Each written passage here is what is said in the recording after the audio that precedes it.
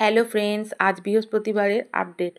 তো প্রথমেই বাচ্চাদের গুড মর্নিং জানিয়ে তাদেরকে ওয়েলকাম করে নেবার পর প্রার্থনা যথারীতি প্রার্থনা করানো হলো। প্রার্থনার পর কাছে বসিয়ে সবাইকে গোল হয়ে কাছে বসিয়ে তাদের কিছু পঠন পাঠন করানো হলো। এখন বই রেখে দিয়ে তাদের সাথে মুক্ত কথোপকথন, ছড়া, জেনারেল নলেজের কিছু কথা বা তারা স্কুলে আসার সময় বাড়ি থেকে কী কী দেখতে এসেছে, কী খেয়ে এসেছে, এইসব গল্প করা। তারপর তাদের খেলার জন্য একটু টাইম দিলাম। আমি যথারীতি আমার খাতা নিয়ে একটু বসলাম খাতা সারতে।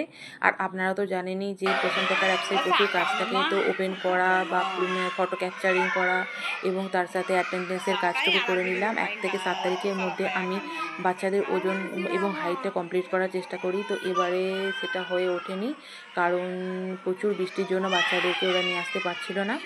খুব ছোটো বাচ্চাগুলোকে নিয়ে আসছিল না। যেগুলো আমার বাকি ছিল সেগুলোকে আজকে আমি করলাম। এবং এই বাচ্চারা যথারীতি খুব কান্নাকাটি করছিল। মায়ের হাতে বাচ্চাটাকে তুলে দিলাম। এরপর চলে যাব আমি স্পট ফিডিংয়ে।